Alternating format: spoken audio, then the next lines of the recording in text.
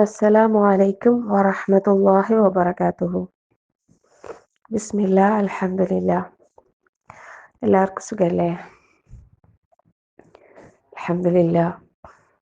നമ്മൾ ഇന്നലെ ബാങ്ക് ശ്രദ്ധിച്ച് കേൾക്കുന്നതിനെ കുറിച്ചും അതിൻ്റെ പ്രാധാന്യവും അതിൻ്റെ പ്രതിഫലം പറഞ്ഞല്ലേ?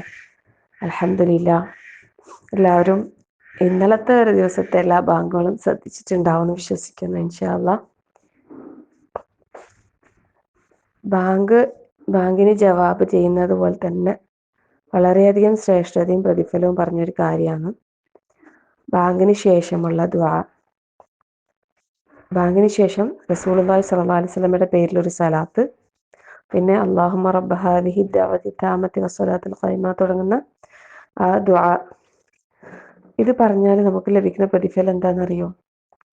നാളെ ഖിയാമത്ത് നാളിൽ റസൂൽ സ്വല്ലല്ലാഹു അലൈഹി വസല്ലമയുടെ ശുപാർശ. നമ്മൾ ഓരോരുത്തരും കൊതിക്കുന്ന ഒരു കാര്യമാണല്ലേ, അള്ളാഹുവിൻ്റെ റസൂലിൻ്റെ ഒരു ശുപാർശ നമുക്ക് കിട്ടാന്ന് പറഞ്ഞാൽ. നാളെ വേറൊരാൾക്കും വേറൊരു പ്രവാചകനും ഇല്ലാത്തൊരു അനുഗ്രഹമാണല്ലേ മുഹമ്മദ് നബി സല്ലല്ലാഹു അലൈഹി വസല്ലമക്ക് അല്ലാഹു തആല നൽകിയത്. അപ്പോൾ ആ ഒരു ശുപാർശക്ക് കാരണമാകുന്ന ഒരു കാര്യമാണ് ബാങ്കിന് ശേഷമുള്ള ഈ പ്രാർത്ഥന. അപ്പോൾ ബാങ്കിന് ശേഷം റസൂലുള്ളാഹി സ്വല്ലല്ലാഹു അലൈഹി വസല്ലമയുടെ പേരിൽ സ്വലാത്ത് ചെല്ലാൻ ആരും മറക്കരുത്. അതേപോലെ തന്നെ ഈ ദുആയും എല്ലാവരും പറയുക ഇൻഷാ അല്ലാഹ്. ഈ പറയുന്ന ഓരോ കാര്യങ്ങളും നമുക്ക് ഓർമ്മയോട് കൂടി ചെയ്യാനുള്ള തൗഫീഖ് അല്ലാഹു നൽകി അനുഗ്രഹിക്കട്ടെ. ആമീൻ. നമ്മൾ ഒരുപാട് കാര്യങ്ങൾ നമ്മൾ പഠിച്ചുകൊണ്ടിരിക്കുന്നല്ലേ, ഒരുപാട് കാര്യങ്ങൾ നമ്മൾ അറിഞ്ഞുകൊണ്ടിരിക്കുന്നു. നമ്മൾ മനസ്സിലാക്കേണ്ട ഒരു കാര്യം എന്താണെന്ന് വെച്ചാൽ, ഓരോന്നും നമ്മൾ കേൾക്കുന്നത് അറിയാൻ വേണ്ടിയിട്ടാണ് അല്ലേ?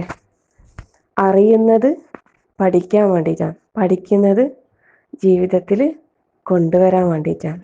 ഇൻഷാ അല്ലാഹ് ഓരോ ഇൽമും ജീവിതത്തിൽ അമലാക്കാൻ അല്ലാഹു തആല നമുക്ക് എല്ലാവർക്കും തൗഫീഖ് നൽകട്ടെ. ആമീൻ.